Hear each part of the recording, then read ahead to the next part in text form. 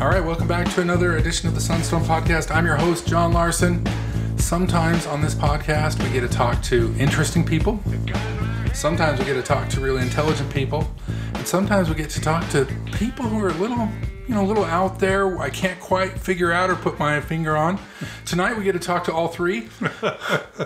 I'm sitting across from none other than the man who cannot be classified, John Dehlin. Hey, John. How are you? What an intro. Thank you. Thanks for coming down. John, we were chatting the other day, and I think this is the fourth time that we've done an interview. Is that right? I think we did one in 2010, which would have been not long after we started Mormon Expression, about 6 months after. And I think we did one about 2012 or so. We caught up again.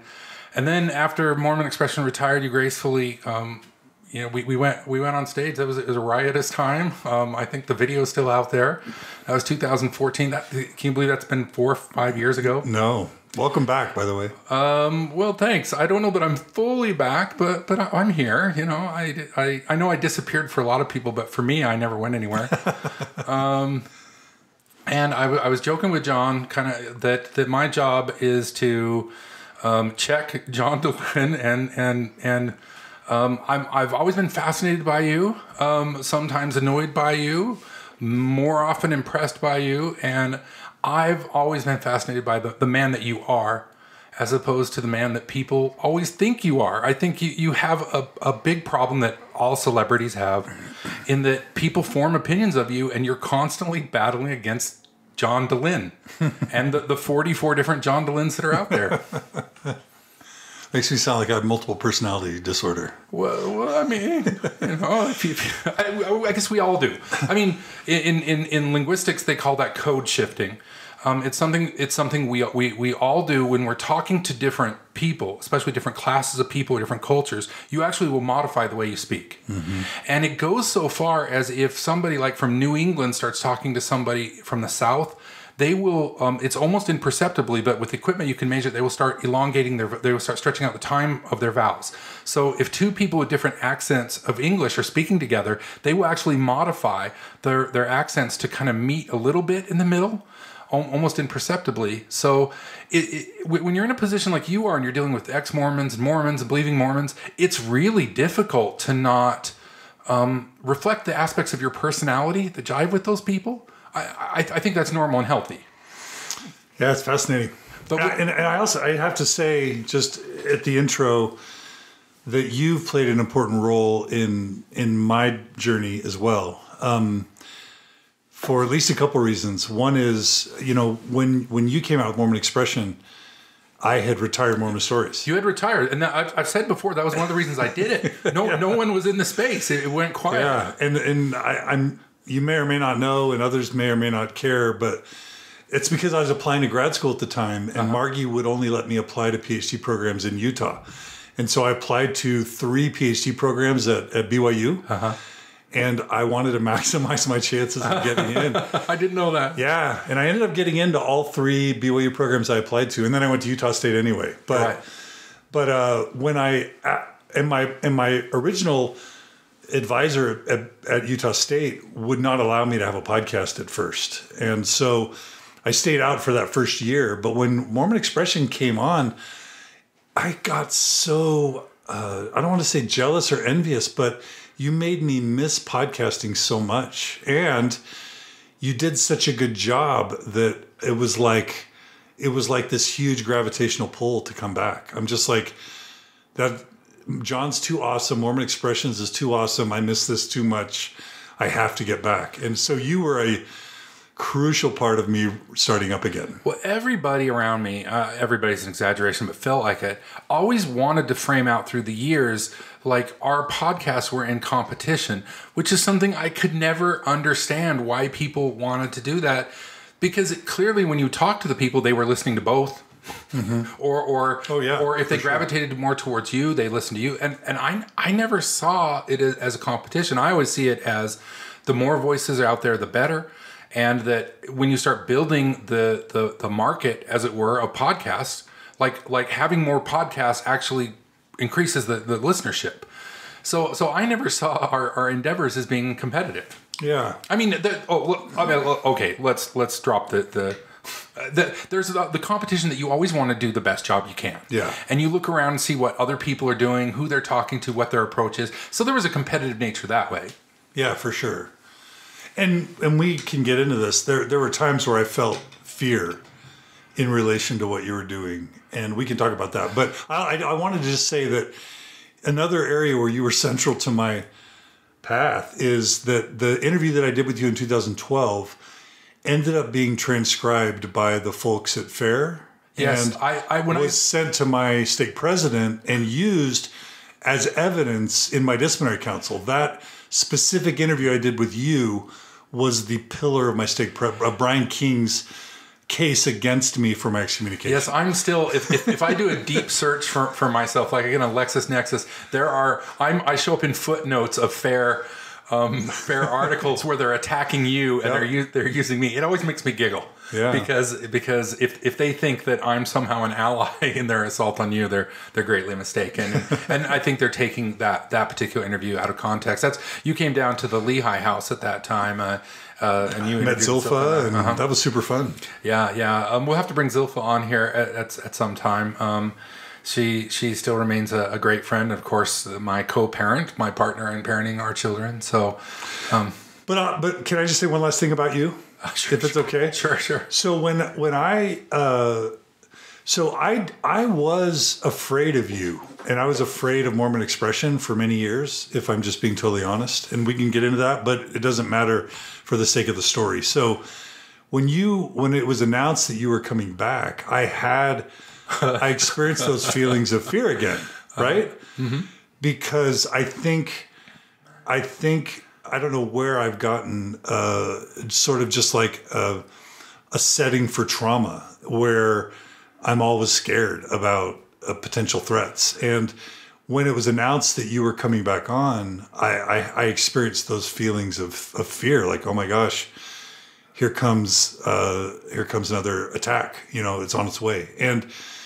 And so I tried to just pretend that this podcast wasn't existing because I was scared. And a good friend of mine named Christian, I don't know if you know Christian, he lives in Provo. He texted me one night and he says, "You've got to listen to John Larsen's recent speech that he gave in Phoenix." Mm-hmm. And I literally turned off my phone. I didn't even dignify his text with an answer because I was so upset that a friend of mine would tell me to listen to John Larsen on Mormon Expression. Not because I didn't deeply respect you, but it was just that fear response. And so, but after a few days or maybe a week, I'm like, well, Christian's a good guy and I'll give it a chance, and I think by that time, a couple other people had recommended, and I just have to tell whoever's out there who hasn't listened, go listen to John Larsen's talk that he gave in Phoenix about leaving the church but not leaving it alone or something like that. Yeah. Is that the title? Yeah. But I was deeply moved by that. Deeply moved, deeply impressed, and not surprised that it was brilliant, but it moved me to the point where I feel like I want to try and... Well, your vision for having us try and figure out ways to build more bridges and try and pursue more constructive paths. I mean, that's always been a part of what I've wanted to do, but it's easy to get sidetracked in the drama of the week.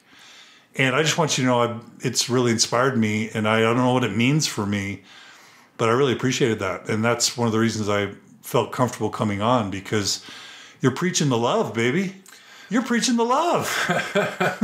well, and I love it. Well, thanks. I mean, and I want to say, first of all, thanks for the vulnerability. I mean, one of the things is, as you well know, and I'll explain to people out there, when you get into a seat in a position like this, in a place of the transition, the faith transition, people losing their faith, people modifying their faith, people leaving their religious transition, it is a toxic, heady mix of all sorts of emotions. And when I use the word toxic, I don't use that to shame people. It's a very difficult space. John, I had to take years off, and you have not. So what happens to John more than anybody, I've experienced it to some extent, people like Lindsay do, is you find yourself swimming in a world of everybody's pain. There are emails, and I've told stories about this, I'm sure you have, that have just destroyed me. There are, and there's emails I've received or phone calls I've received that have buoyed me up. You know, I told the story on stage before about the guy who told me that he was I'll break up again. That he was in his truck with his gun, and then he started listening to me and he kept laughing, so he didn't pull the trigger. And John, I know there have been many countless people who you have literally saved. And you know, you talk about that threat. When you're putting yourself out here emotionally, you leave yourself vulnerable. And there are people who take advantage of that vulnerability.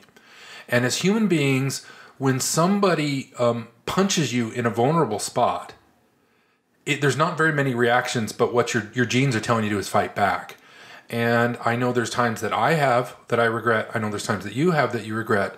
But oftentimes these come from this very, very difficult emotional space we all find yourself in. And John, I don't know how you keep doing it. It's hard. Yeah, it's super.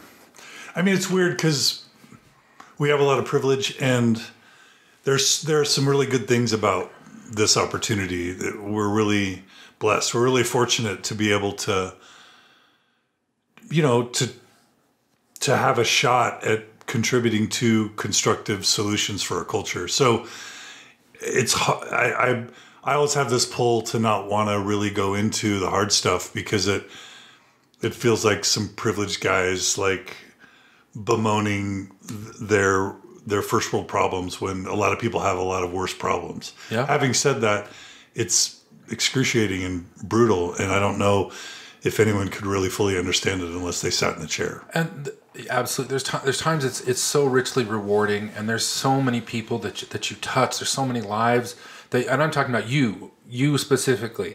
There's so many lives that you have made better.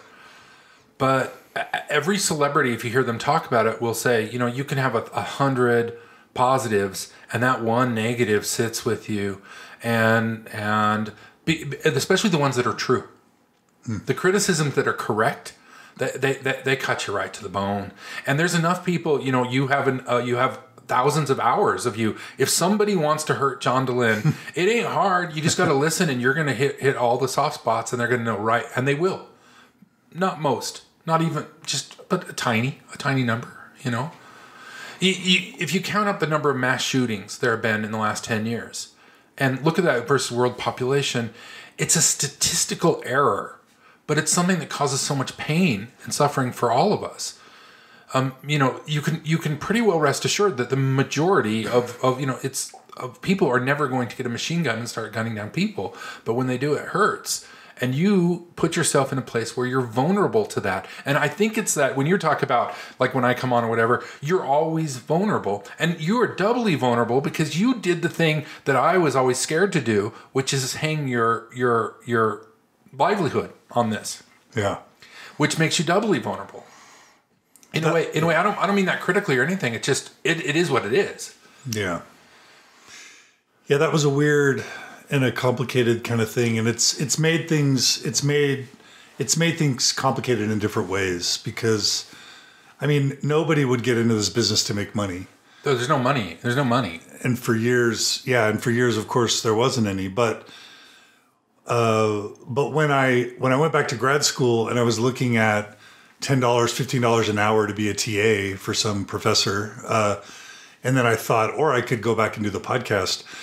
My listeners generously stepped up and said, we'll put you through grad school. And that's what ended up happening. And then that the support, you know, grew to the place where I'm like, whoa, I actually could do this full time. And I have since 2015. But it's complicated because it's hard to run a nonprofit. I never wanted to run a nonprofit. I didn't get into this to be the executive director of a nonprofit. And I wish I didn't have to run a nonprofit, but you have to run a nonprofit if you're going to take donations. And that adds a level, and Lindsay understands this because Sunstone's always been fighting for its survival. It's super hard to run a nonprofit. And I never wanted to do it, but I have to do it. And that adds a whole extra layer of complexity. Absolutely. It is really hard. And you're right. They're always teetering on the edge. And you have to, and Lindsay does it too. You have to just walk around knowing a couple of donors change their mind and suddenly you're hosed and you can't make payroll and it's a big stressor. I think sometimes saying, one of my regrets over the years is I've always had a job and a family and other things. So there's very few podcasts that I ever felt like I put enough time and effort into. And there's a few that I've done that I've actually put a lot of effort, and I'll hear feedback from people and saying, "Oh, why don't you do more like this one?" Like, if only you knew, that took 80 hours. The Transoceanic vessel one. That is the famous. That is the golden standard for all podcasts. That is the one that gets the most credit. I think there were some early ones where we deconstructed some things. I'm still proud of the Doctrine and Covenants series where we would pull those things apart, and they took a lot of research. Transoceanic vessel one, it was just the people on it were great. It was just hitting its stride, and it's one of those things that once you see, you're like, oh, of course. I remember your DNC 132 one. That was amazing. Right. That was amazing. Well, I think we did good work in pulling apart, like and Word of Wisdom too. The Word of Wisdom. That was great. With the different First Vision ones, but they take research, they take work, and one of my frustrations with the community is we just if you add up everybody, all the nonprofits in this space, we don't have the budget of a single ward in Payson. Yeah, and the money is there, and it could go, but Mormonism tweaks us. It messes with our heads, and this is the message I keep talking about, especially ex-Mormons when they're first out. It's hard for them to acknowledge how much Mormonism still drives, like that teaching about priestcraft. And you shouldn't have money, which is the biggest coup, intellectual 180 the church ever did, is convincing people that the priests aren't making any money while making a lot of money. Yeah. But people take that attitude and they're like, well, I don't want to pay John. That's priestcraft. Yeah. Which is baloney. And we all work really hard to be as transparent as possible. I did nonprofit, nothing like I was depending on like you or Lindsay are, but people want all this kind of fiscal transparency, which you want to give, but that takes money. You have to have accountants create those reports, and you want to be as open and forthcoming with everybody. But then you run into situations where, and I know you've had these, and I know I've had them, where people who have worked with you or worked for you go and say things that are patently untrue, and that you can prove them wrong, but to do so enters into a fray. So you have you're trying to get your message across, and you're trying to run a business, and you're trying to deal with normal human emotions, and it's exhausting. Yeah. So why are you still doing this, John? Well, at its very core, I started this because I experienced the pain and the trauma of the personal and familial of going through a faith crisis, and I felt like there needed to be more resources of support, and that's never changed. When I was at Microsoft, I was getting paid over $200,000 a year for a job that made me want to end my life. Not literally, but I was selling boxes of software for very wealthy billionaires. Right. And it sounded glamorous. I probably visited 40 countries during my time at Microsoft. I knew Bill Gates, and I worked with Steve Ballmer, and I worked at the highest levels of the company, but it wasn't fulfilling work. It wasn't satisfying. So I knew that if I couldn't find real meaningful joy at one of the best companies in the world to work for, getting paid $250,000 every year, if that wasn't going to make me happy, I knew I had to find something that was going to fulfill me. So finding a cause and then being able to do it for a living is, I view, other than Margie, as the second biggest gift of my life, because every day I get to wake up and say, how do I make a big difference? And I get to do it as my main source of income. So that's why I keep doing it. I in spite of all the pain, the complexity, the risk, I am doing what I love, and I know that I'm helping people because every day someone comes up to me and tells me, "Hey, you're John Dehlin. You changed my life." So it's so rewarding that it makes my pain threshold quite high. But it could end tomorrow. That's the thing. I have to wake up and go to bed each day realizing that it could all end tomorrow.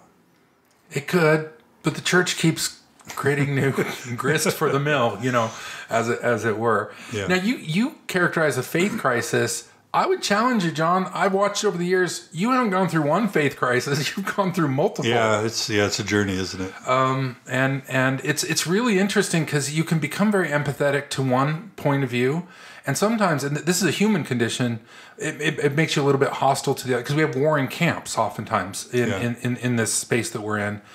And I've watched you sort of saddle up to one and then saddle up to another. And I do not mean that as a criticism at all, because they each have their own, very compelling arguments. And it's just funny how easy it is for us to slide into that vilifying the other, and which leads to the question, what do you want? More open stories, Mormon stories. What do you want to be? What is it? Because you've tried on a lot of different hats over the years. What do you want? What do you want? What would be the win scenario for John Dehlin?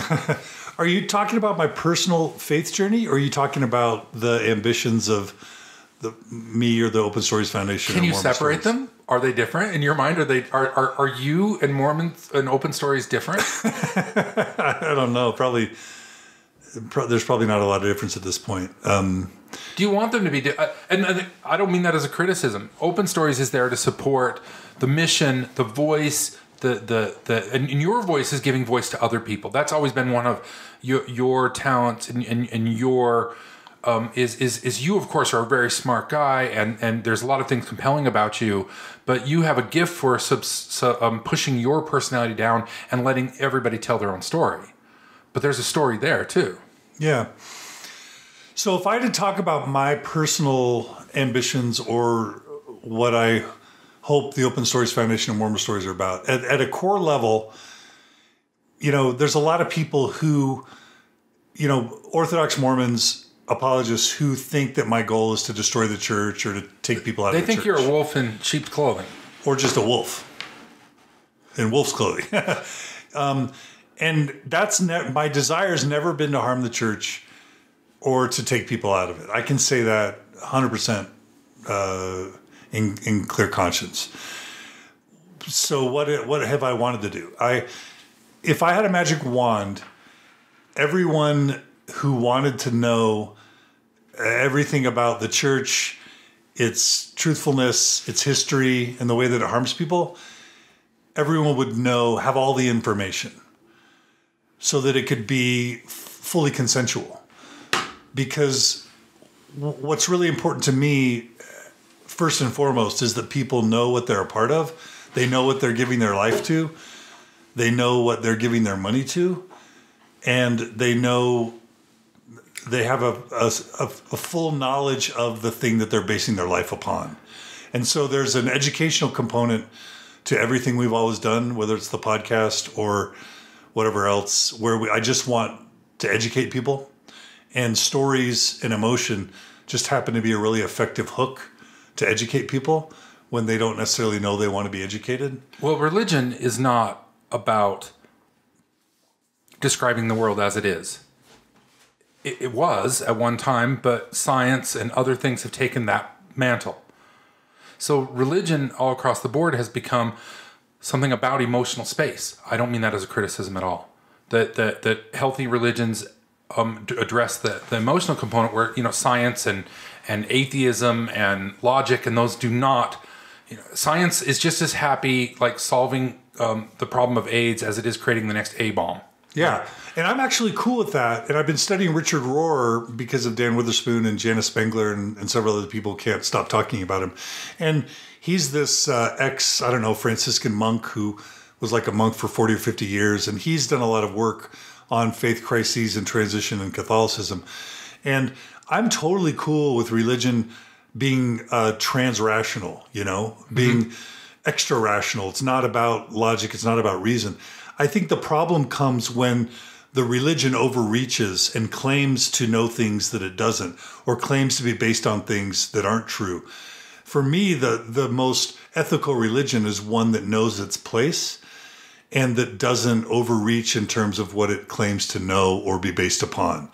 And maybe are there any of those? It takes the magic out of it. Well, yeah, but they're all dying. I mean, Episcopalians, Lutherans, Methodists, take any progressive, the Community of Christ.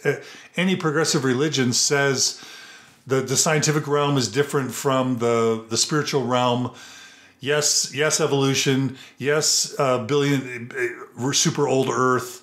No, there's no one true church. No, we don't know for sure if there's a God. But let's try and help you have spiritual or emotional experiences that are transcendent, because that's its own space that will enrich your life. But where the Mormon church got into trouble, like most churches, is, the Bible requires a 6,000-year earth, and Adam and Eve must have been the first humans then, and this is the one true church because that's the history that we inherited, and that's what someone interpreted at one point. And it's when religions overreach that then people start buying into a worldview that isn't based in reality. It's based on truly false teachings, and I think that can become dangerous. And I like the idea of leaving room for mysticism, for mystery, for wonder, for flow, for the tingling things that makes the hair stand up on your arms. I'm all for that. But I just want that system to be self-aware and rooted as much in reality as possible, and then branch off from there into the unknown. But don't be making claims that are falsifiable, that are face value wrong, and that's where our church got in trouble. Well, in my view, they all get in trouble that way. Religions start as a radical movement that are taken on by disenfranchised, always. The only thing you could challenge me is some of them, we don't know about the beginnings of Hinduism. We don't know about the beginnings of Judaism, but anyone that we can see, and then so it's a radical, dynamic, thoughtful people, and religions tend to be very scientifically minded for the science at the time they were created. And matter of fact, that's how you can trace their beginnings. You can say, oh, well, they believe this about the world. Well, that means they're here. But then they attract the button-down type, the type who are rule keepers. And then over the next hundreds, thousands of years, they calcify until they don't serve their original purpose. It's a joke that's used all the time, but the founders of any religion would not be at home in that religion, nor were they ever a part of that religion. Once it's matured, yeah. Once it's matured. Yeah. So I see Mormonism going through that same thing.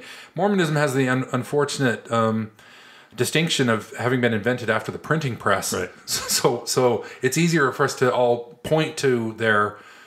they took good records, unfortunately. Yeah, and that's where the reformers. I've always kind of attacked the reformers, which got me in trouble and in trouble with you sometimes. But the reformers, there's nothing to reform to. That's the problem that Mormonism has. So that's right. That's right. So I think there's these people trying to resolve, which we've all been there. We've all been in the space where we're trying to make it work. They're tilting windmills. Yeah. But the difference between me now and say me 6 years ago is that's okay. Just don't hurt anybody. Yeah. Yeah. And that's something Richard Rohr talks about. He talks about a first half of life and a second half of life. And just to make it really brief, he says the first half of life is to create your soul, your entity, your body, your life into a container. In other words, get a moral code, get a certain level of education, get a certain level of socioeconomic viability, and get an ego, meaning a certain sense that you have talents and abilities and a reason to exist in the world, which then sets you up for what we would call a faith crisis, which is, wait a minute, that system that got me to where I am, which was a pretty good education, a pretty good life, a pretty good standard of living compared to, let's say other people that didn't have that, pretty good community, a pretty good set of friends. Now all of a sudden, everything that was foundational that got me to where I am turns out to not be fully true. Santa isn't real, but that's a universal experience. Orthodox Catholics have it, Orthodox Jews have it, Orthodox Muslims have it, if they're awake and if they're paying attention. But what Richard Rohr says is that's as it should be, because once you've spent the first half of your life creating that container of a soul or of a life, then you spend the second half of your life filling it with who you are and who you want to be. And it was the religion that brought you to the point where you have the luxury. And I think I've heard you describe a faith crisis as a luxury or as a privilege. It is. If you are in a faith crisis, it means you have enough education, enough intelligence, enough money, enough viability where you can risk losing your family, risk losing your friendships, risk losing your community. But you're okay with that because the upside of whatever social or personal benefits you might derive from the faith crisis outweigh any of the risks. And most of the people, many of the people that never get into the faith crisis, if you look at their psychological profile, their socioeconomic profile, their business profile, their family profile, whatever it is, you could probably do the math through some formula and understand exactly why they don't have the privilege or the luxury of going through it. Right. And our psychology is so complex that it doesn't even allow us to think those things. And mature organizations, you know, if I were a Catholic and I started talking to my priest about faith crisis, he would work with me until he recognized that I was above his pay grade, that I was experiencing things emotionally that he didn't empathize with. And then what he would do is say, let me have you talk to Brother Mike. He's been a Franciscan for 30 years. And then they'll move me over here, and then I'll be introduced to, well, you're not an Opus Dei Catholic. Here's the liberal Catholics, and these great big churches that have been around for thousands of years. There are 1,000 ways to Catholic. Yeah, but the church has created the situation it has today by this overemphasis on apostasy. And by forcing people out, I think you're right. There's a lot of people you can predict they'll stay in because the hooks are in and the cost is too great to leave. Yeah. But Mormonism sort of amped it up and made the stakes so high that people have to take the gamble, and people who normally wouldn't. So you know, when we criticize ex-Mormons, and I do a lot, but I should say ex-Mormons are the offspring of the church. Whatever you want to criticize ex-Mormons for doing, they were created by the church. And if ex-Mormons have a problem with alcohol, they don't. We've talked about that. But that is a product of the word of wisdom, the way the church introduces it. Do you know what I'm saying? Just like the fundamentalists are a product of Mormonism, right? We all are. And that's part of my message today, that might be a little bit different from a few years ago, is saying we're all part of this bigger family. Mm-hmm. And I know my message saying there's parts of me that are basically Mormon does not resonate with some ex-Mormons. But you know what, John? I have always received the most pushback from ex-Mormons. Matter of fact, Mormons just leave me alone. And I never get emails or angry messages from Mormons. It's always ex-Mormons. We talked about, when I was honest at the beginning of this episode about the fear that I had when you were coming on, it's because the hardest part about this by far is not somebody saying my interviews are too long.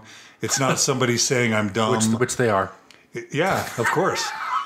It's not somebody saying that I'm not a good interviewer. It's not somebody saying I'm ugly. It's not apologists that write things about me. And it's not the church. And it's not how I'm treated in the community. It's members of our ex-Mormon community who, for whatever reason, feel like we have to attack each other, and I'm not just talking like polite critiques or sincere disagreements. There's a great documentary I recommend to you, John, and anybody else. It's on Netflix right now. It's about the Flat Earthers. Have you seen it yet? Not yet. So what's it called? Oh, I need to look it up here. But you go through the same thing, and it dawned on, these are people highly into conspiracy theories, but you get to see the community start dividing, and then they start accusing each other of being involved, with the CIA and different things. And it resonated so much with me, John, about the community, that if you frame, and I know this is gonna upset people, if you frame both ex-Mormonism and Mormonism as two conspiracy theories, it makes a lot of sense. The way people put their loyalties into ideas. And you know what I get beat up for all the time? Well, I continue to fight with people when they call Joseph Smith a pedophile. Right. And they do not like it. When I say there's no evidence that Joseph Smith was a pedophile, we need to stop calling him a pedophile. They get so angry. Because that's one of the tenets of especially fresh ex-Mormonism, that Joseph Smith was this and he was that and the other. Joseph Smith, he was a complicated cat. And it's really hard to say he was all one thing or another. And by extension, we all are that way. But you're right. And I want to add something to what you're saying. Not only has there been infighting, we're all guilty. Yeah. Every one of us. Sure. And there's times when I can get triggered. There's times when you can get triggered. There's times when Lindsay can get triggered, and there's times when, God bless her, Lindsay talks me off the edge. It hasn't happened for a long time because I'm a little bit more zen now than I used to be about some of this stuff. Yeah. But that came from taking some time off. So that's where, John, are you getting the support that you need? You have a good therapist, right? I do have some coaches and therapists. Yeah, my family. This is going to sound like hyperbole. We have spent several $1,000s a year over the past few years on therapists and coaches. Mm-hmm. I'm talking me personally, Margie personally, Margie and I together, each of my children individually, some of my children together to work out their own problems. And we've had many coaching and therapy sessions with most or all of our family together. And I would not be here today if it weren't for healers out there, therapists and coaches that we pay a lot of money for to help us get healthier and more sane. Well, as I started associating with more therapists, and I know you took this same sort of arc because you run into all this pain. You know, you're pointing out these problems in the gospel doctrine or in the history, and then you start surfacing people who are in real trauma. So you and I both took a path where we started engaging more and more therapists, trying to help solve this problem. And as one of the things I learned from hanging around therapists quite a bit is every good therapist has a therapist. Matter of fact, if there's one, there should be a few questions you ask a therapist the first time you see him. I'm literally asking them if they're in therapy, if they're not in therapy, because the work is so difficult. They're taking so much on their shoulders that they have to have an outlet. But can I maybe add to that? It's not just that healers need healers or whatever, helpers need help. It's that I have trauma. I have broken things. I have personal dysfunction. And I think we all do, or at least everyone I've ever known does. Oh, we all do. And in some sense, who would be crazy enough to be an activist, or who would be crazy enough to want to be a public figure? I'm not being self-effacing there. There's something wrong with somebody, probably, if they feel like they want to do that. Like, why would you want, number one, to be a public figure? Number two, why would you think you had anything interesting to say at all? Why would you have the delusion that you could actually make a difference? And how would you know if you were to make a positive or negative difference? How would you really know? There's all sorts of like complexity to just the impulse to want to be a public figure, or a healer for that matter. Like whose life is really so tight that they're like, yeah, I've got a lot to help somebody. I certainly don't. The more I've sat in the chair as a psychologist, the more I've realized my own inadequacies. Right. And so it's not just that I need a therapist to help me with the difficulties of trying to help other people. It's that I come broken with serious dysfunctions from my parents, from my upbringing, from what I've experienced, from my experiences with the church, from my experiences in my own personal decisions. And I've had to start looking at those and trying to reconcile them and heal them. It's that too. That's all I'm saying. I hear exactly. I wish it were just to support me. And those questions that you brought up, they go through your head every day. And especially every night when you're laying in bed. Yep.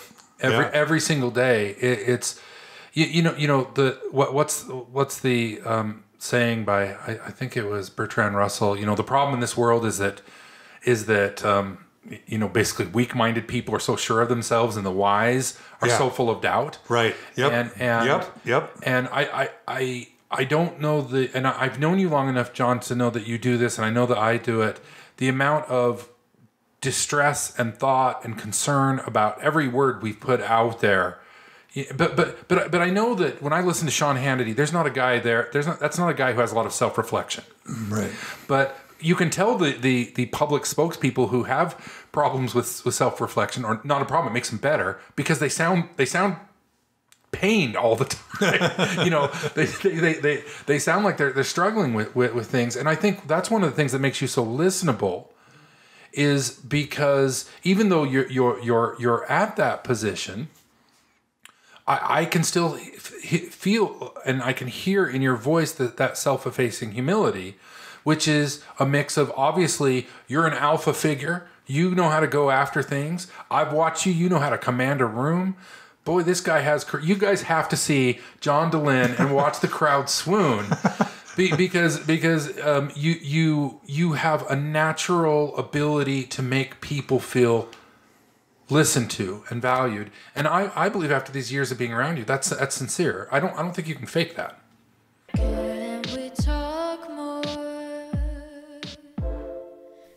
Hi, I'm Lindsay Hansen Park, Executive Director of the Sunstone Education Foundation. I want to invite you to our weekly Sunstone Firesides. Do you remember those? Firesides that they used to have dating all the way back to the 1930s, when the LDS Church would hold monthly meetings to discuss really important gospel topics. Those meetings became known endearingly as Firesides.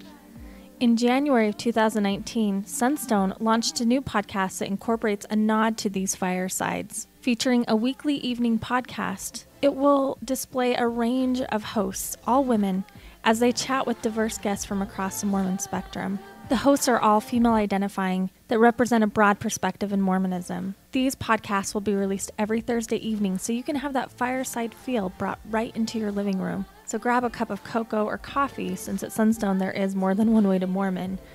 Snuggle up under a blanket and listen to incredible interviews by and from incredible people. You can support women and their work in Mormon studies, which is desperately needed, by donating at sunstone.org or becoming a monthly subscriber. Go to sunstone.org and click on the podcast tab for more info. We hope you enjoyed as much as we do.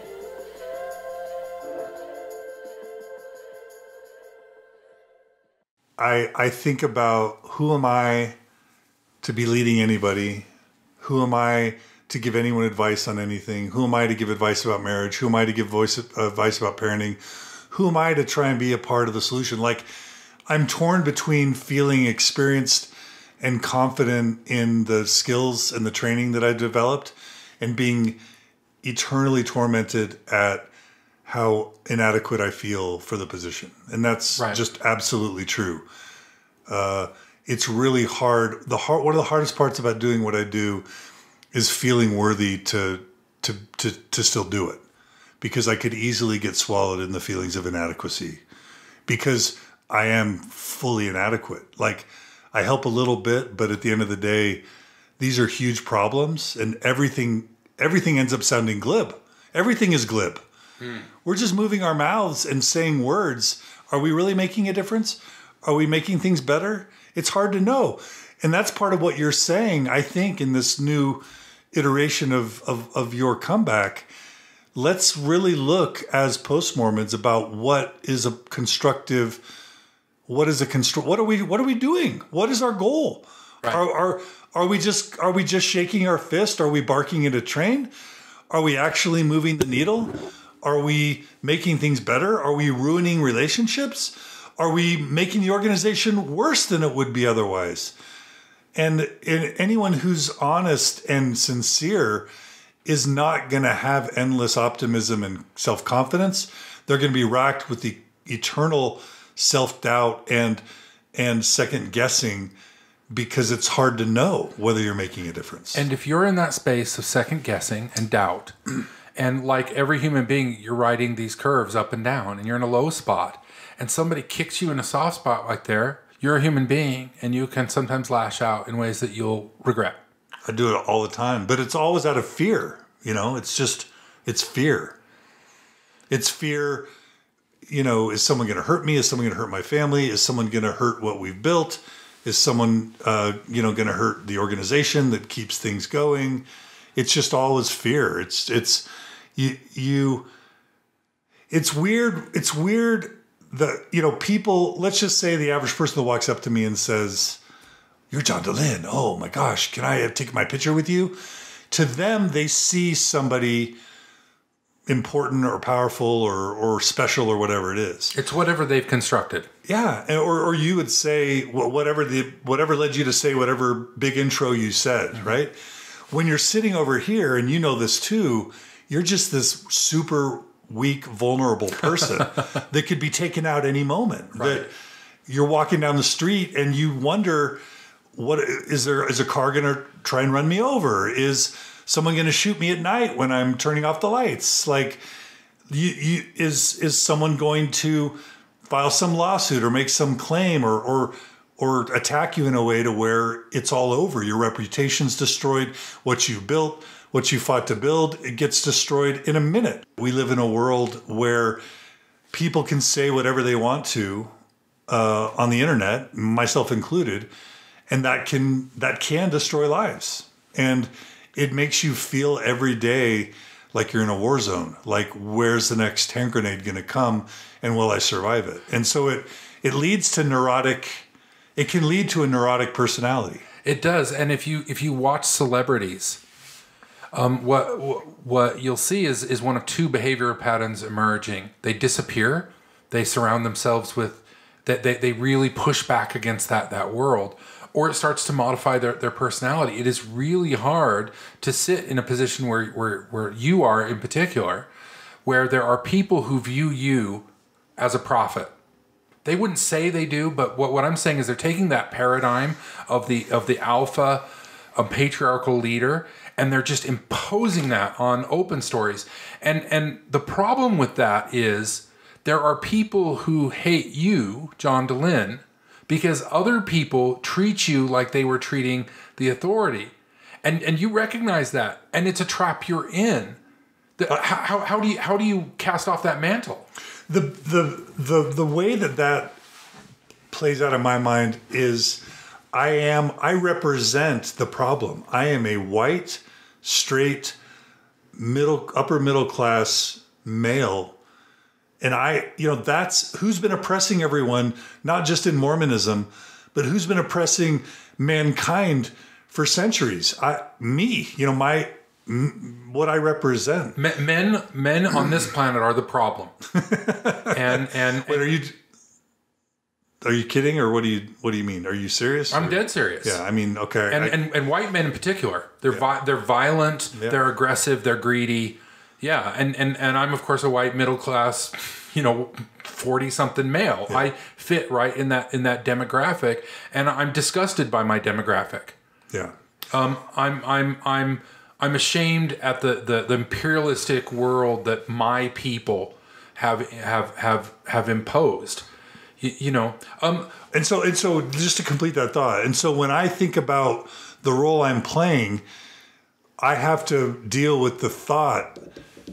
Because a lot of my enemies have come from feminists or from people of color or others, or at least the people that have been some of the most vicious attackers. And I realize that whether or not I've misspoken, which I have, whether or not I've acted badly at times, which I have, just my mere white, tall, male, straight privilege represents the not only the problem in Mormonism, not only the problem for this decade or this century and a half, but for millennia. And it makes me wonder, should I even be in this space? I don't think it helps for me to disappear. I think I need to do my best to include women. I've tried, supported Gina Colvin, supported Natasha Elfer Parker, supported Margie. I have done my best. I supported Christy Money. I've done my best to try and support female voices. I've done my best to try and fight for LGBT rights. I've done my best to try and support people of color. And it'll never be good enough because there's always more that can be done. Well, this speaks to the heart of where I'm at right now. I look at our world, and it's so flawed. And we as human beings are so flawed. And what we have to do, I don't like the concept of forgiveness. I don't believe it exists. Matter of fact, I said this to my brother the other day. A brother who I don't want to get too into it, but we've been estranged and we've been reconnecting lately. It's a beautiful story. I've been following it on Facebook. And I was saying this, that I don't believe in the concept of forgiveness. I believe in two things really. I believe we need to try to make whole as much as we can the people that we cause to suffer. And I believe that we need to shed things. I've talked in several podcasts about the anger, and say, well, what's different about you, John, now than before? And I say not much, except I've decided that anger is a poison. Yeah. And there's a lot of righteous indignation that happens in this space. When you observe the suffering that people have, when you go through your own exit, our culture wants outrage and it wants anger, and they feel good at the time that you get that adrenaline anger high. makes you feel power. It makes you feel powerful, but it's a toxic poison. And where I am now, it's like can we get past that? Can we recognize that we're all human beings? John, this goes back to where we started. I think there's only one reason that you've ever been envious of me, and I think you're exaggerating a little bit to be kind to me, but there's only one reason, and I know this in part because you told me, so it's not like I'm completely making this up. I was always free. Like, my income wasn't tied to the podcast. I wasn't trying to maintain membership in the church. I wasn't trying to please, because I've always felt bad for you as you try to keep these people who want to maintain their relationship in the church and people who have rejected the church. You have rightfully so tried to speak to both camps, because you have rightfully recognized, dude, you're the same people. You're just at different places. But I always had the freedom to not have to worry about that. And that freedom can be easy to exploit where you didn't have that chance. But I think we have to translate that into vulnerability. And if you take everything that we're saying, in order for our society to progress, in order for us to move away from a patriarchal structure, which is very oriented towards winner takes all, and winner gets winnowed down and winnowed down, winnowed down. You know what? I try to tell people, yes, the Mormon patriarchy is real, but living in it as a man is not a piece of cake. There are winners and losers at every round. But we have to try to live in this space where we make ourselves very vulnerable. I'm not talking about you and I now. I'm talking about everybody, and that's tough to say. These are my mistakes. But I think you've been envious because I've been able to do that a little bit more because of where I was, not because I was a different personality than you. But I just had that privilege. Let me be clear. I've been envious of you because you're brilliant, really talented, and very interesting. And two things about that. One was the fear and insecurity that could topple the work I was trying to do.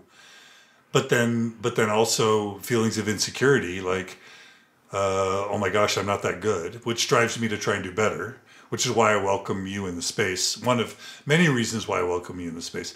But it's also a fear that if you got too powerful, you could hurt me. And that's something that I want to kind of circle back with about feminists, LGBT people of color, all the different areas of diversity.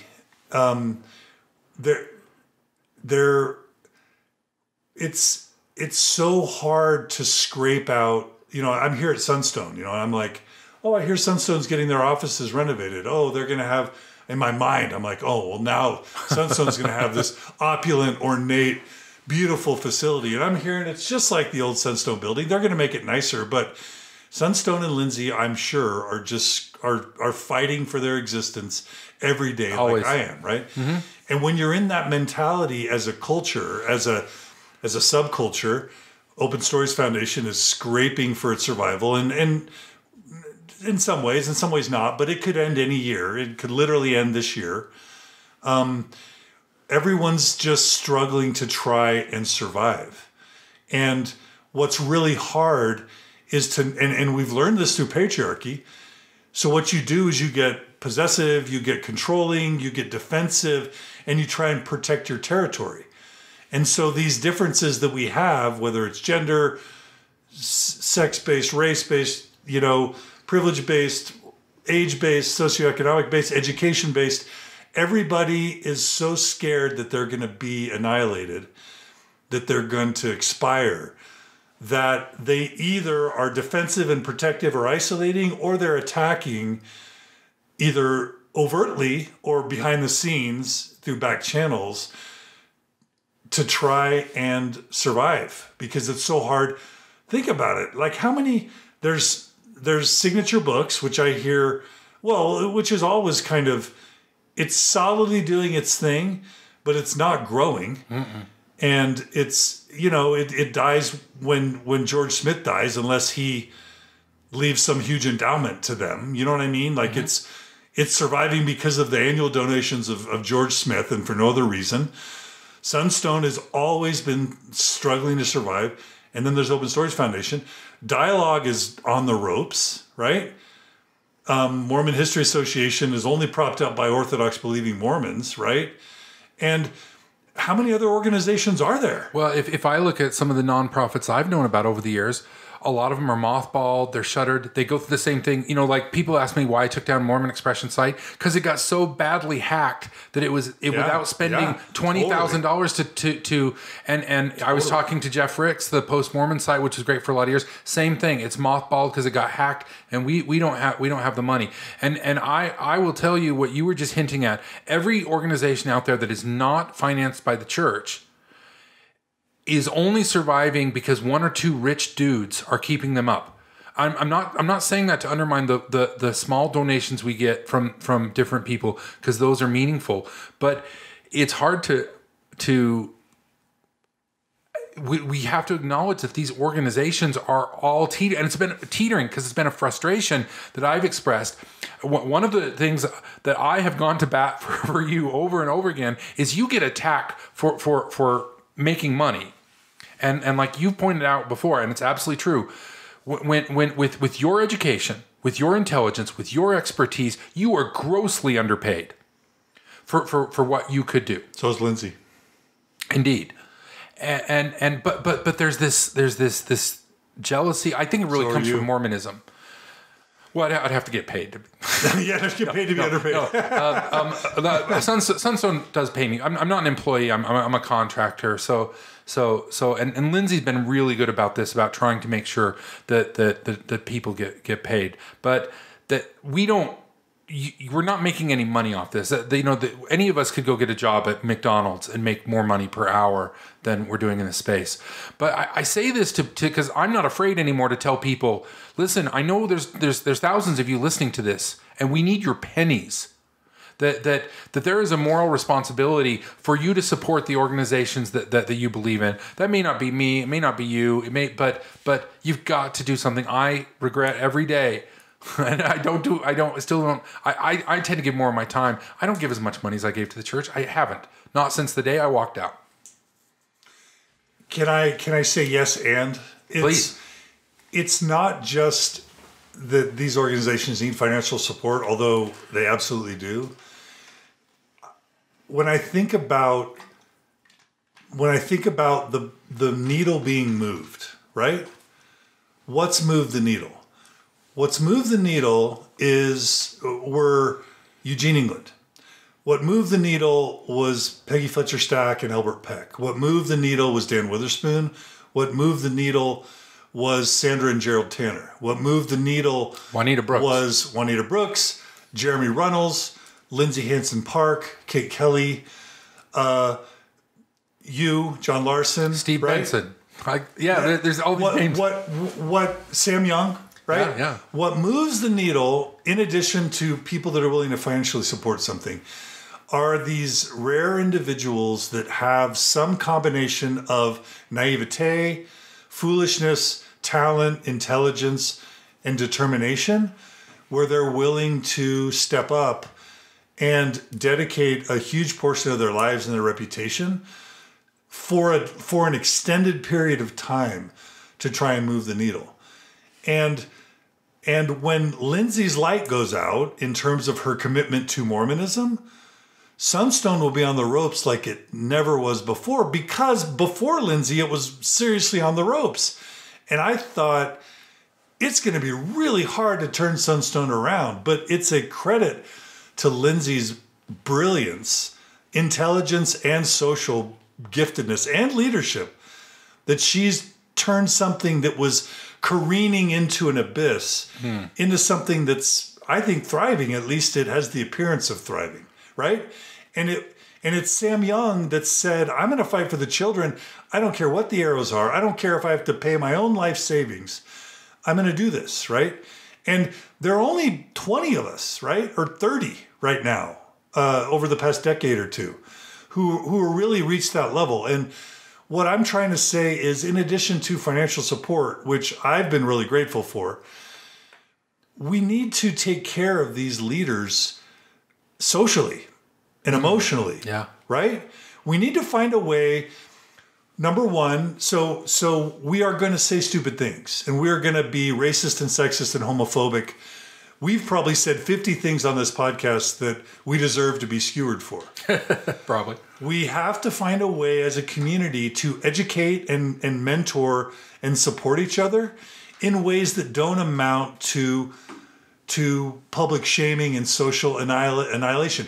Not because, oh, poor us, don't hurt our feelings, but because we don't want to assassinate our own leaders. The church has hundreds of billions of dollars, and they're not the enemy, by the way, but the church has hundreds of billions of dollars in assets.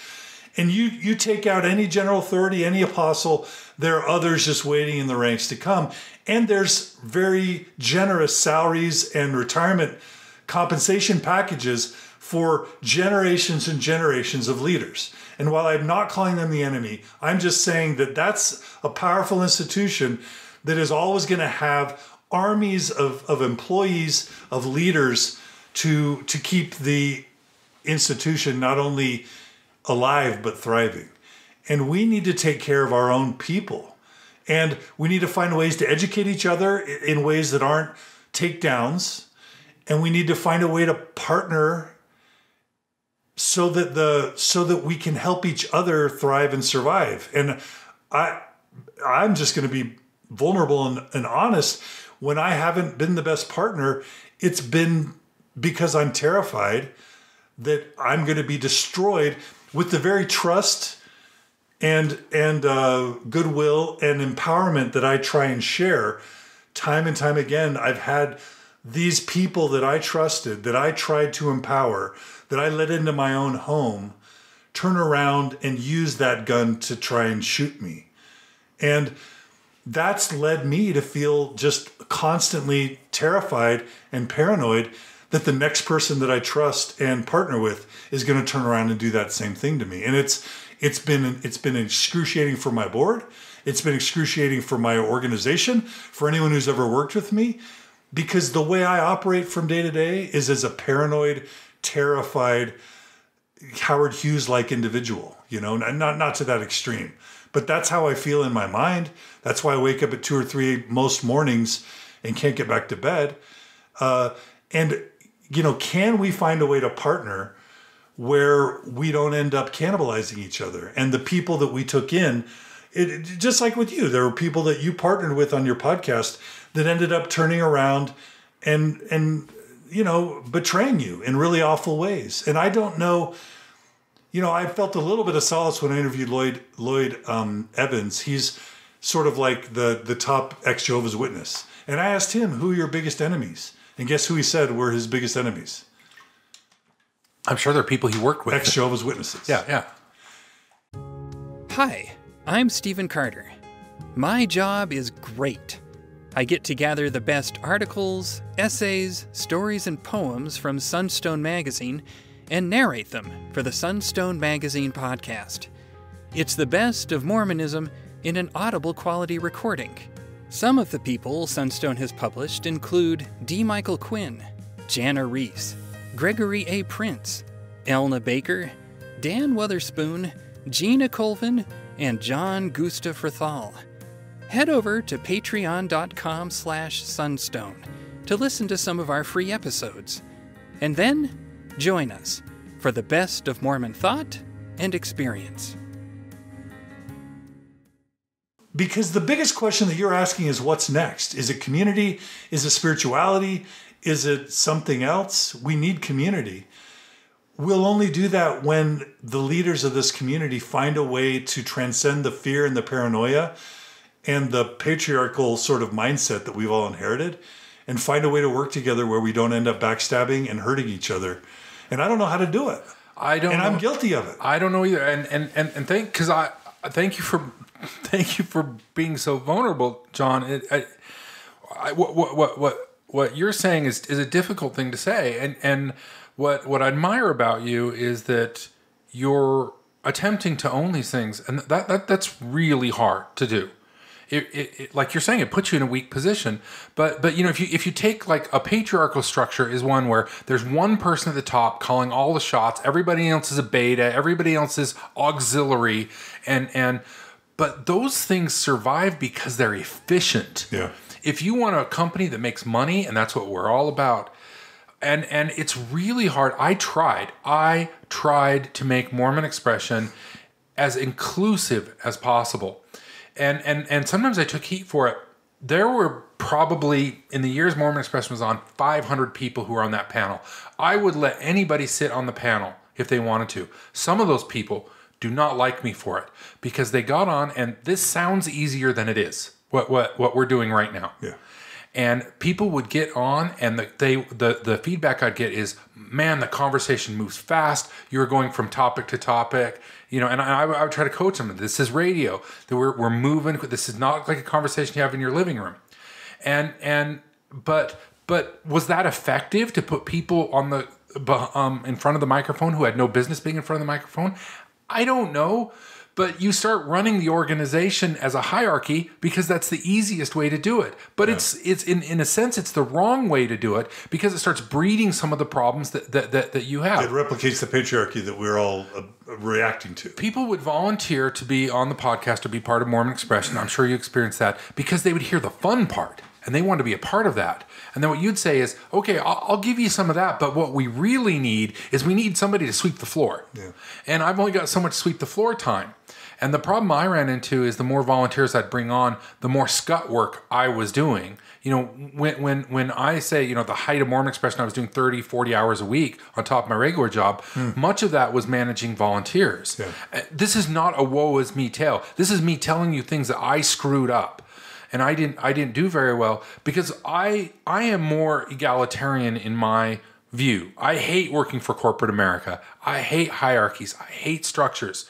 I'm very sort of anarchist when it comes to organizations. Yeah. But it's so easy to fall into that. And I'm with you. I don't know how to create communities. You've always been interested. You always talk to me about the living community that Brent Fisher and I kind of set up, and we ran it for a year. Yeah. And you got heavily involved in Oasis, getting that set up. Yep. And you've asked me before, why did it fail? And then I always bite back at you and say, it didn't fail, we quit. And then the question is, well, why did you quit? Because we would fill it up. We had full attendance. We met monthly, but so many people, it was the same 10 people who were doing everything. And I'll tell you, we were all sitting around together and like, why are we inviting everybody else? Because people would come in there and smirk and they say, we like what you're doing. We're going to come 5 or 6 times and then see if it was working. And then we might give you $20. And that's the attitude that I have had about many things I still do that we have to overcome. But I like what you're saying. I don't know how to give everybody a voice. I don't know how to make it so that we can be as inclusive as possible. Because when we're as inclusive as possible, that some of the people who are upset at me, some of them, I frankly don't always know. Some of them were just opportunistic in the first place. They were never really my friend. They were never real. They wanted to get from me what they could. It's the minority. And I know those people have been there for you. But you get burned by one of those guys. They could be 1 out of 100. But you start becoming suspicious of the 99, and it starts sending you down this chain that you were just acknowledging. And it's and I know there's people listening saying, "Oh, you guys, you're sitting there lamenting." It really does make this difficult, but not like on a personal level. But how do we get as many people involved? How do we make that thing happen? Yeah, and it's not. This conversation is not about how do we keep white male podcasters happy. Like, Mormon Stories could end tomorrow, and I'm 49 years old. I have a PhD, 2 master's degrees, a ton of experience. I could go make a lot of money. I'm going to be fine, right? Mm-hmm. I'm not. I feel for the first time this year well compensated for what I do, and it's been 14, 15 years to get here. Yeah. So I'm even feeling very grateful about that. But that's not why I'm doing this. Like, I loved my experience as a Mormon. I really valued scouts. I really valued the youth leaders that mentored me when my parents' marriage fell apart. I value the talents and gifts that I learned how to speak and to communicate, the moral principles that I was taught that kept me out of trouble, the community and the network that supported me, that gave me sort of this privileged life. Like, I didn't leave Mormonism because it mistreated me or I had bad experiences. I didn't leave Mormonism. They kicked me out. Why didn't I leave? Because I loved it so much. Because I had such a great, it gave me so much value, right? And so what are we talking about? We're not talking about how white podcasters can be less sad. We're talking about what comes next. If we all had, and we all didn't have great experiences, and some of us were traumatized by our experiences in Mormonism, but on average, I think many of us have had a hard time letting Mormonism go, not because we hate it, but because we loved it so much. You don't have anger at something that you didn't love. You can't have anger for something that you didn't first love. I don't think it's possible, because anger is a secondary emotion, and it's sadness and hurt that's always under the anger. And so we're thinking about, we've had a taste of Zion. We had a taste of it. And we're wondering, can we ever get a taste of that again? And if so, can we give it to our children? Because I don't think the youth in 2019 are thriving the way that we would expect they would with so much affluence all around us. Depression, anxiety, suicide, loneliness, they're as high as they've ever been in 2019. And we're as prosperous as we've ever been.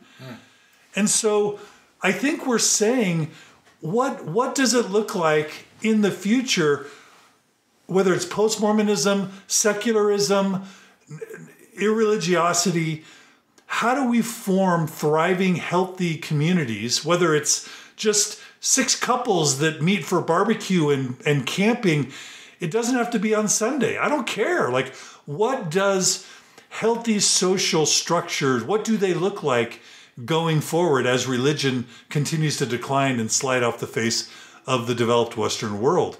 How do we form communities that don't replicate the patriarchy, that don't replicate the sexual abuse, that don't replicate the misogyny, the racism, the homophobia, the bigotry, and the misogyny, but do it in a way where people care, where they don't have the fear of eternal damnation or of family ostracization to motivate them to pay that 10% and to stack the chairs and to volunteer and to contribute. So they don't have that fear and shame and guilt. But they do it because it provides them so much value. They want to sweep the floors and pay the money. But that's hard to do. It's hard to provide the incentives to make people want to form a community that's going to help them. It's extremely hard. And it's But isn't it possibly important? It is, but it's difficult for people like you and me to do it. I think one of the things that I keep saying, which I believe, I'm not a leader. I'm not a leader. I have a voice that speaks to some people, repels other people. That's fine. But I'm not the guy to build this institution. I don't think I am either. I know I'm not. And I honestly, I'm not saying this to pander. I don't think it's any guy. I think I'm okay we've with that. had 15,000 years since the beginning of the agrarian age began, in my view, these are my personal views, the age of the patriarchy. And the age of the patriarchy, the age of men, has been marked by greed, infighting, selfishness, this alpha clawing to the top. And you know what? Queen Elizabeth and the women who are at the top, they're engaged in the patriarchy too. What we have to do is find new ways to voice. And I'll tell you the place I've arrived at, John, is what you were hinting at. People ask, am I trying to build bridges? Because I get people confused. Like, what are you trying to do? For me right now, everything is on the micro scale. It's exactly what you're saying. We will not reform the church. As a matter of fact, our attempts, I said this to Sam Young to his face, and that I worry that folks like Sam Young put the church back because the church, or Kate Kelly or whatever, the one that's proven me wrong so far is the pants movement, because it was only 3 or 4 months later after they did the letter writing campaign that the church flipped over. But oftentimes our actions have the reverse effect. Like the church will react to John Dehlin. They pay attention to you. And so that puts you in a dilemma that when you try to advance things forward, the church might retrench just to make sure they don't seem like they did anything. It's a thing I say all the time. Why did the church give the blacks the priesthood in 1978? And the answer is because it wasn't 1965. You know, they had to make it seem like they weren't responding to the civil rights movement. And we all have this dilemma. So the only thing, John, we can do is build these micro relationships that I can look at women around me, women who work for me, women who are my friends, and I can try to help them to navigate the patriarchy. I can talk to my female friends and let them tell me how I need to pull back my maleness, how I need to be more compassionate.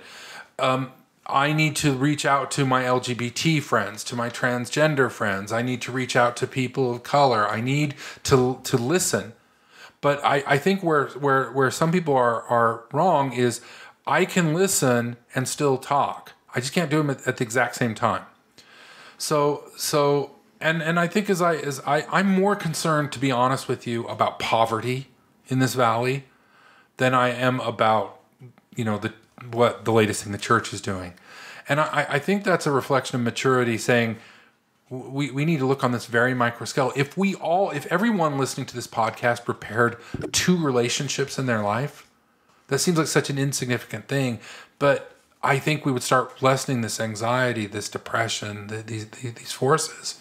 But my problem, John, is I don't know what to tell people. I don't know how to not fall into the trap. And I know you've seen it. You say, okay, well, people are asking me, they want to have a retreat. So I set up a retreat, and then there's a retreat. And then 2 people do things they shouldn't do at the retreat. And now the retreat's tainted, and I'm tainted. And there's people talking about, I'm running a swingers club or whatever. And geez, we all have got to back off. And you've acknowledged ways that you need to, which I commend you for.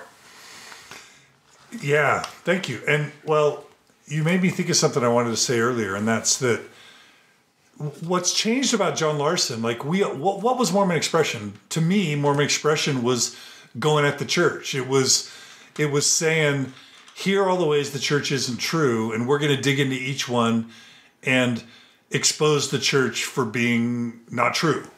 I don't know if that's how you'd characterize it, but I think that's what a lot of people valued. It's like, it's like, here's the takedown on polygamy. Here's the takedown on historicity of whatever.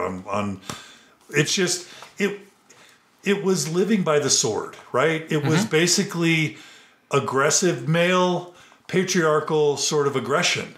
And it was the war mentality.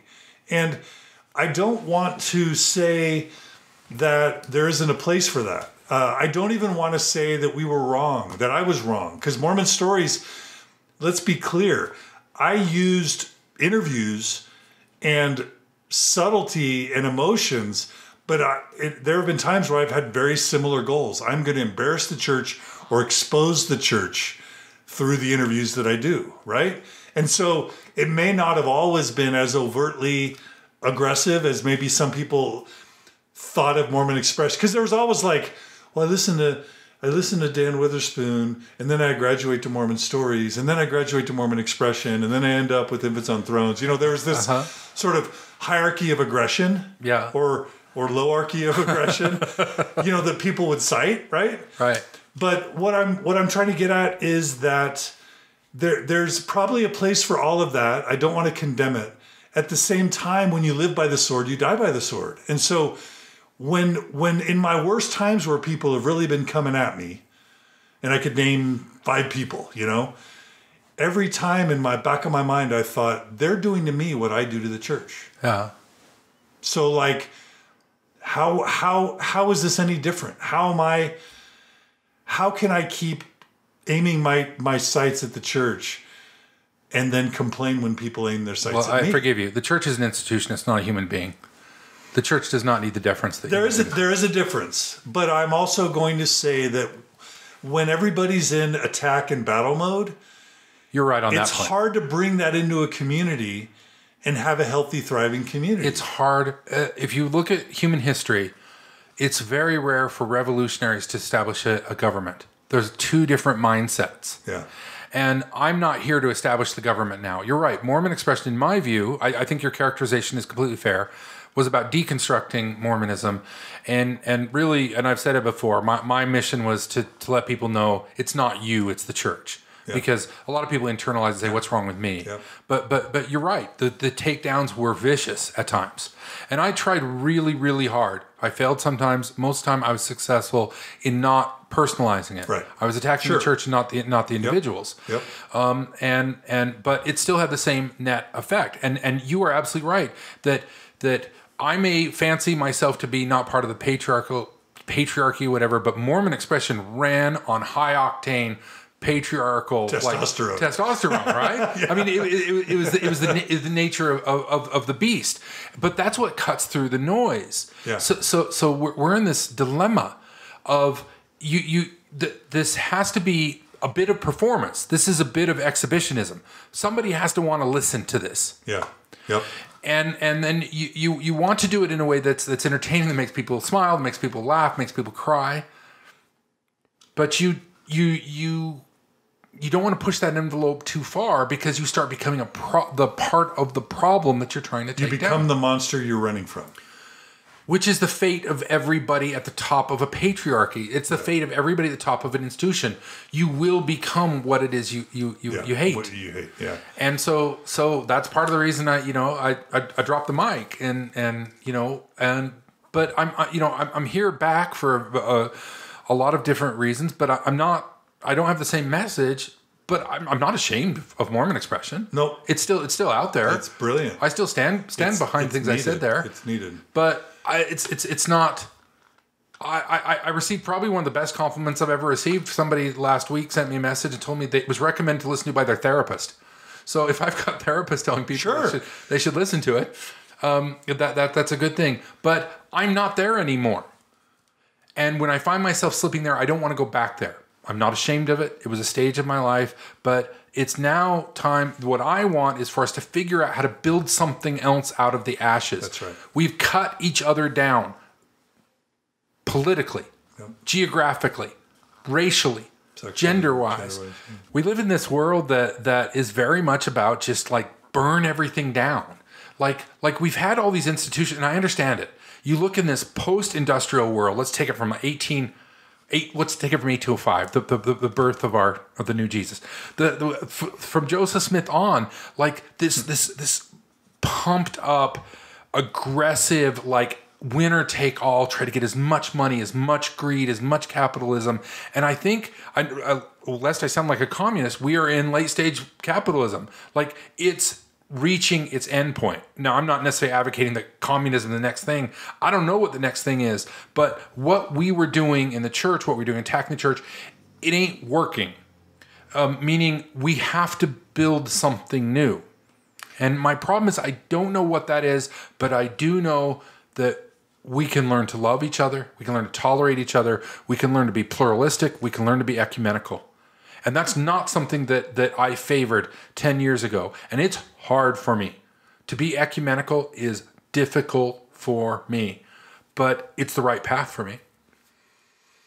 Yeah, and it's so hard because you were vulnerable just this week, and you shared a conversation you were having on Reddit. And did I read it right? Some guy accused you of like receiving money, and that's why you've quote gone soft. Yeah. Somebody said that. That was such a crazy. And I'm like, that's what I love so much about your Phoenix message is it was about healing and growth. ultimately? How do we build something? And it's easy. It is always easier to tear down than to build up. Yeah. It's always easier to deconstruct than to create. And anger makes everyone feel powerful. So whether it's ex-Mormon Reddit, which I love, or, all the podcast communities or Facebook or whatever it is, we risk as a community getting addicted to the adrenaline of anger and of rage and of criticism and of deconstruction. And while that's sexy and it usually is more lucrative than being peaceful, right?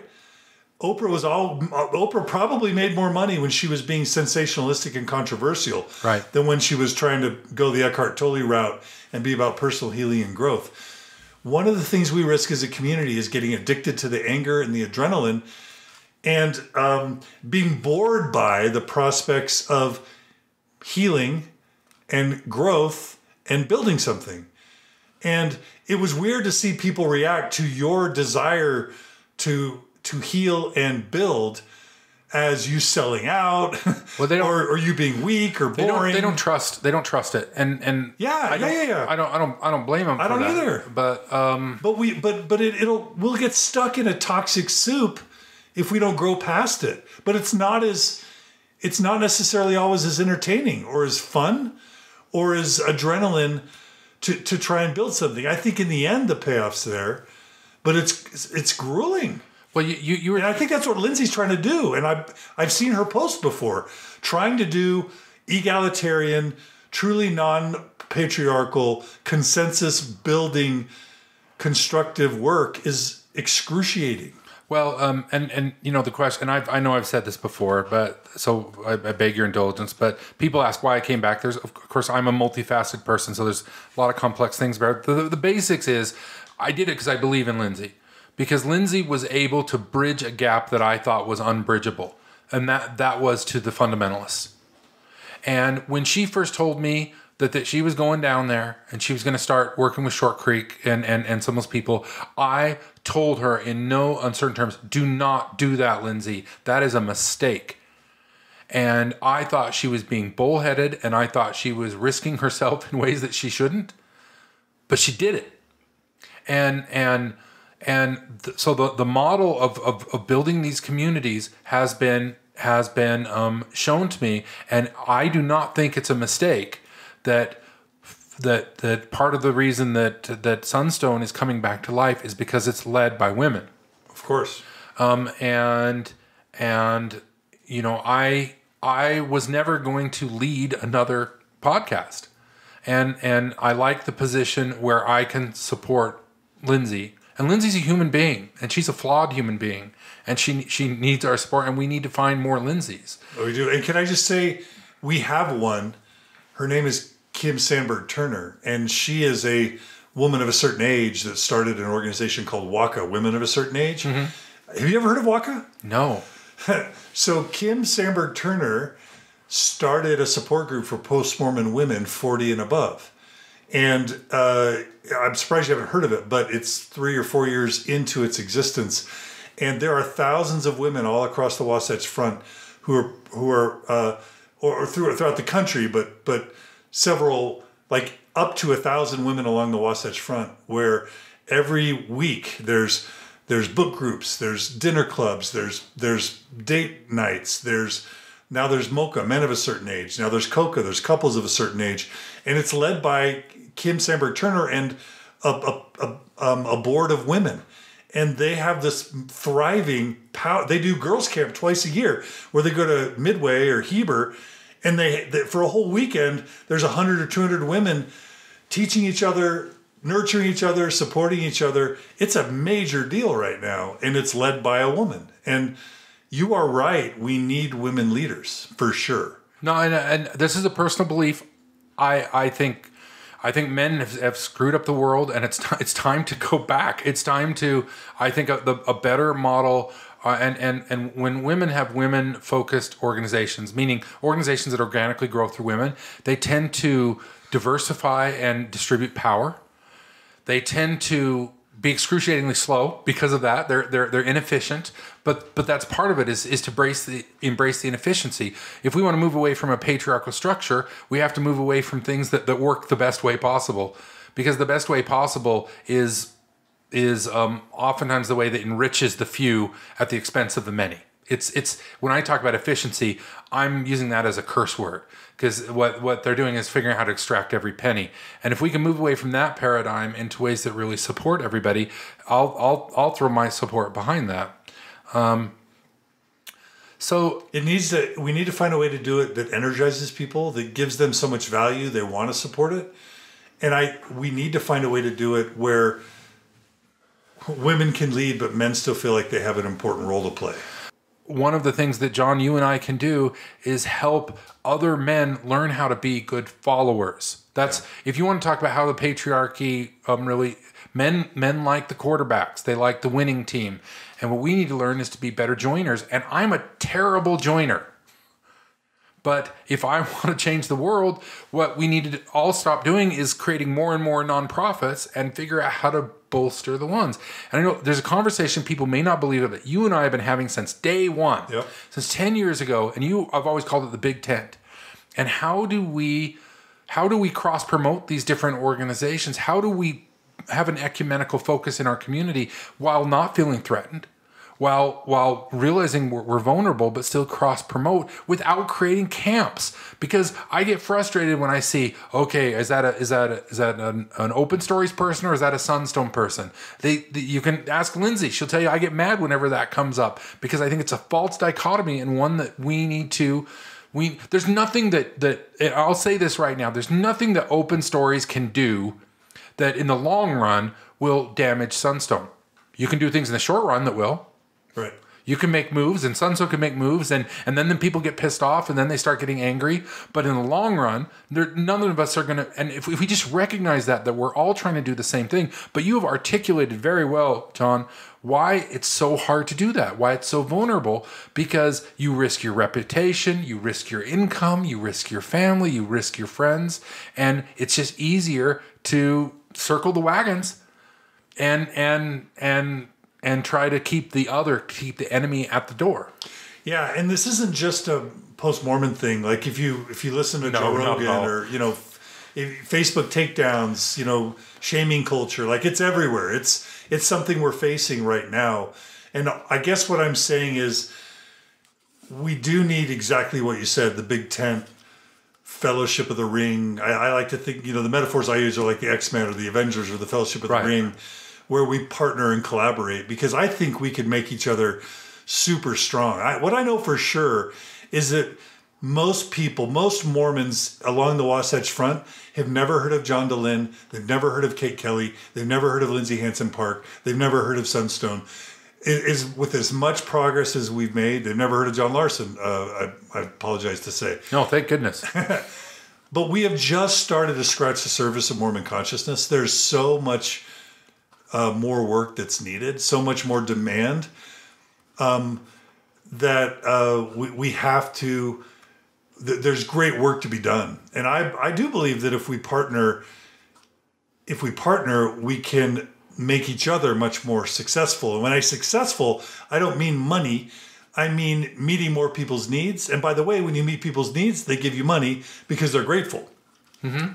So I know that it's possible.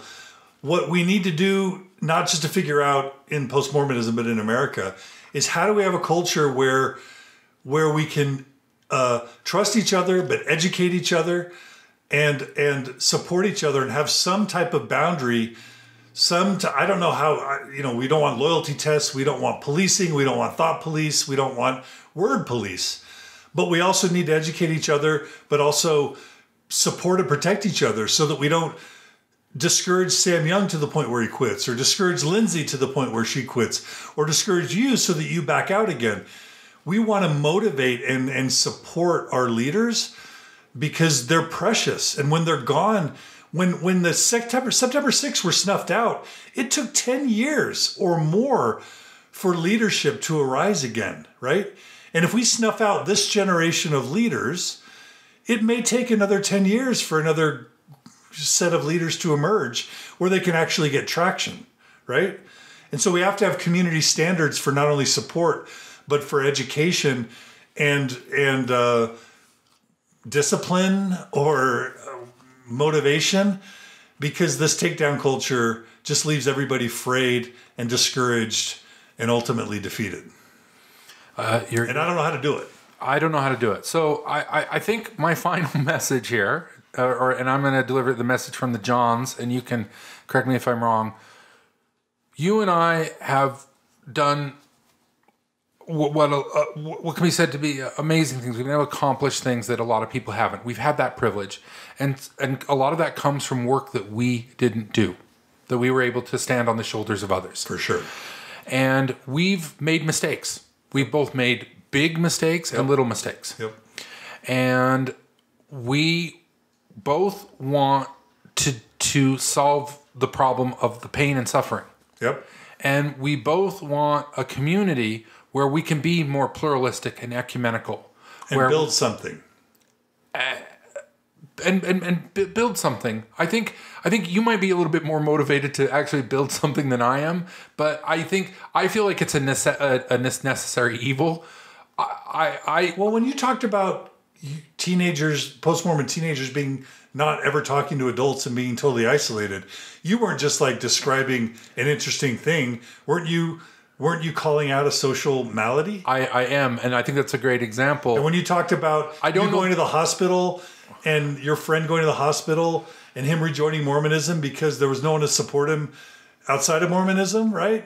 You were calling out a problem, which is we're not creating social structures for our youth, and we're not creating social structures that support each other in our post-Mormonism. Absolutely. You're exactly right. I guess I'm still hesitant. The anarchist in me is hesitant to build another organization. So that's where I agree. The message that's confusing is I'm telling everybody we need to build something, and then I'm saying I don't know that we need to build anything. Yeah. Maybe it'll be organic. I don't know. And I think I want to invite people that you and I are open to listening to people who can point us in directions that we have made mistakes. The odds are likely we already know which mistakes we made. But that invitation out there, we know we've done things incorrectly. We want to be better. Yeah. And our ultimate goal is to make a better community, and I'm sending the invite out. For some people, that might be just sending a $20 check to Open Stories. Or Sunstone. For other people, it might be finding out how we can volunteer, how we can create organic networks, or whatever else there. I'm open, and I believe you are. Or how about just contribute to a constructive discourse on social media, like to try and figure out how to engage in conversations in more healthy, constructive ways. Well, and we're trying to do it in little ways. You've made a couple references to things that you've followed in my life on Facebook. Those things are not out on general Facebook. I have a very small group. Oh, I'm sorry I mentioned. No. It's I'm glad you did. There's nothing there. You said it incorrectly. But what I like about it is it's a space. There's Mormons in it. There's ex-Mormons. There's non-Mormons. There's everything. But somebody made a comment the other day, and they were just saying there was a thread we'd started saying words that we need to stop saying. Yeah. And there was a huge amount of participation of words on all sides, saying things like cult, pedophile, fraud, apostate. Yeah. And somebody came on thoughtfully and said, this has really made me think about the way I talk about, and really made me appreciative that everyone in here is saying, these are things that I did wrong. And I think that's where we need to be. The model, if anything, I'm looking at is Bishop Desmond Tutu and reconciliation that happened in South Africa. The truth and reconciliation. Yeah. That we have to be willing to acknowledge the problems, but for you and I as white men trying to get something done, to have people say, well, you just need to step aside. You're part of the problem. You're no different than they are. That's maybe true, but it doesn't help me. I don't have anywhere to go. Once you shut me down that way and say, well, you're just a jerk because you're a white male. It might be true, but it doesn't leave me an out. Right. So I'm putting the call out to everybody saying we are all part of this community, even if you don't want to be. And we all have a responsibility to build this world. I think the saddest part in the world today is that it's true. There's corruption and greed, and it's poisoning everything. But the real problem is we're just walking away in shame.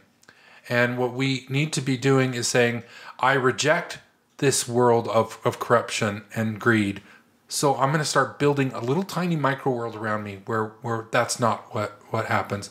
And if we can all do that together. But I'm open. I would love to sit. My favorite thing now is to sit in people's living rooms late at night and just talk about how we can fix the problem. And I'm doing that with Mormons. I'm doing it with non-Mormons. I'm doing it with ex-Mormons, whoever. You're all my people. I believe what I believe, and I don't apologize for it. But I don't hate you because you believe these things. People over beliefs, relationships over beliefs. For sure. And I love that you're calling people to mend relationships. I've got relationships in my life. I need to mend. I'd love to mend.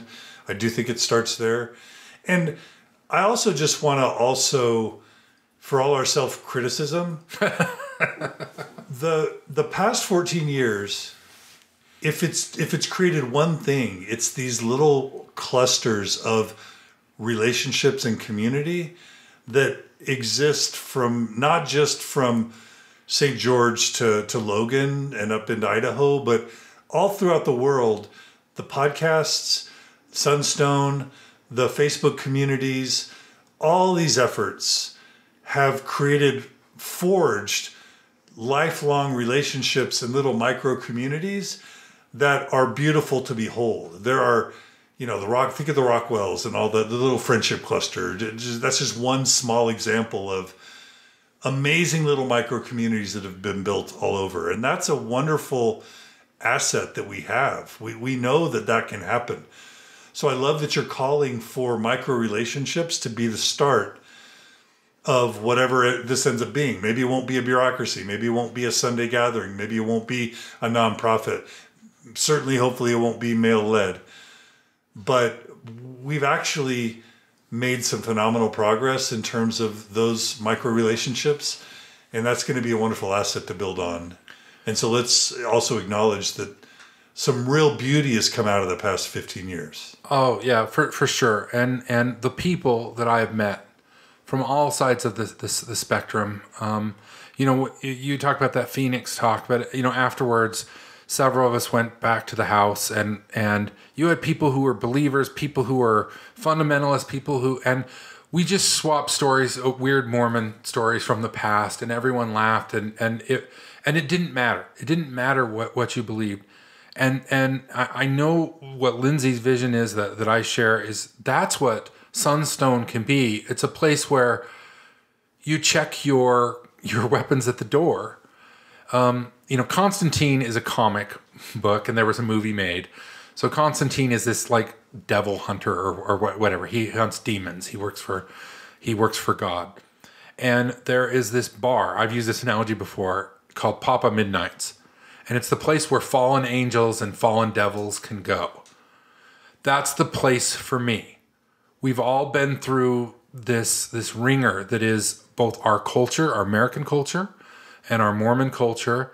And it's time for us just to say, it's time for the after-game party. It's for us to say, we fought on the field, now let's go back and let's talk and let's grow. And you are absolutely right. I would not trade, even with the pain, the suffering, the suicides, the things that I've had to pay attention to, the relationships and the people that I've been able to meet. I'll tell you, fringy Mormons and ex-Mormons, they're some of the most interesting, dynamic people you will ever have the pleasure to meet. And you are doing yourself, dear listener, a disservice by not going out and meeting some of these people because they're weird, they're funny, they're fun, and they're smart. And I count as the greatest gift that I've been able to meet the people I've been able to meet, and my life has been greatly enriched. And that's also true for liberal Mormons and progressive Mormons and fundamentalist Mormons. Sure, yeah. Just people are beautiful when you stop to actually get to know them one-on-one. And we need to do more of that. We do. Well, thanks, John. Thanks for being so open. I don't know the solutions to all these things, but I really appreciate your willingness to dialogue and to to consider ways we can move forward. And I'll tell you, it hasn't stopped. We're going to keep talking, John and I. And I want to hear from you guys. As always, you can contact me at johnlarsen@sunstone.org. How do they get a hold of John Dehlin? You can do mormonstories@gmail.com. That's fine. Or drjohndehlin@gmail.com. I do want to make a plea to... We know that there's a culture of anger and of debate and of testosterone. It's raging still. We were a part of it, and that's in many ways healthy, and it's exactly as it should be. It's an important developmental stage. But let's just say that we're, me, you, Lindsay, all the other people, Gina Colvin, Dan Witherspoon, Natasha Elford Parker, like all, Feminist Mormon Housewives and Dialogue and Exponent 2, just all the different players, Sisters in Zion. Fair. Yeah. We're all, let's just say we don't go away yet. And let's just say that we're going to stick around long enough to try and create something beautiful out of the ashes, as you say. There are going to be people in that angry culture that are going to say, that's boring. Or they're going to say, they've sold out, or that's not interesting, or that doesn't make me feel as powerful as anger and criticism does. Those people are going to be there, and they're going to be turned off or bored or be super critical of what we try and do.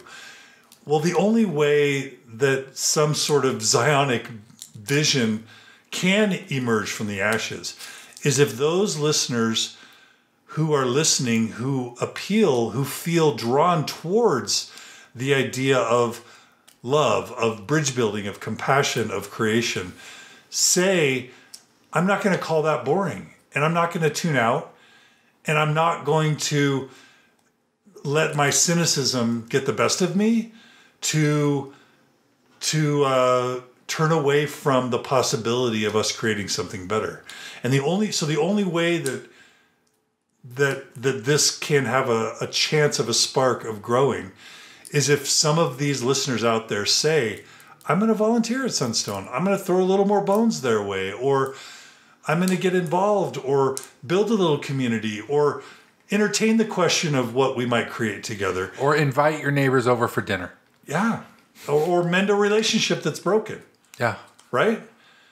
And so that's my call, is for that listener who wants to believe that we can create something beautiful out of these ashes. And by the way, every beautiful thing that has ever been created was created out of the ashes of something that preceded it. For sure. I call on listeners to be that extra set of hands to create something beautiful together. And I concur, and I know a mindset that changed in me, as I read recently that all cynics are disappointed optimists. Yeah, a skeptic is an idealist who's been burned, basically. Right. Yeah. And we're talking very utopian. We always do. But the recognition I finally had... So did had, Joseph, by the way. Yes. Well, the revolutionaries do. What I recognized is that we're talking a utopia that I understand is very unlikely to ever be realized, because it may not even exist. But you know what? A tiny step towards that utopia makes us that much better. Yeah. And the recognition that if you can repair one relationship, then we've moved one minuscule step closer, and that's all that matters. That's all that life is. It's a series of relationships. And yeah, we want these institutions. We want to create a utopia where it's not going to happen, but it can happen on a micro scale. If you pick your 7 closest friends, you can create a utopia with them. Yeah. Amen, brother. Well, John, it's been a pleasure. Thank you for coming. Did we go longer than you wanted? What else do I have to make? Have I hit all my John Larsen, my John Dehlin make fun of points? No, I've had many people over the years chide me for saying I like John's long form, and I always say I just don't have the attention span for it. But you're doing a great work, and there's a lot of people that you have given voice to.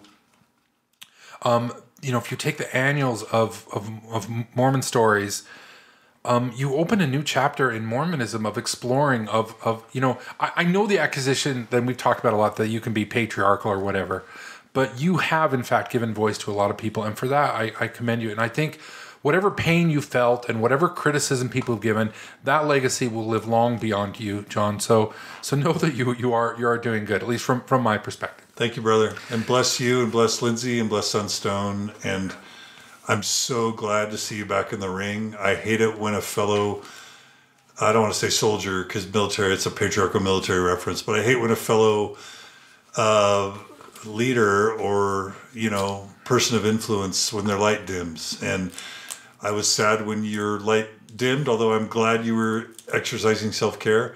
I'm so thrilled to see your light shining brightly again.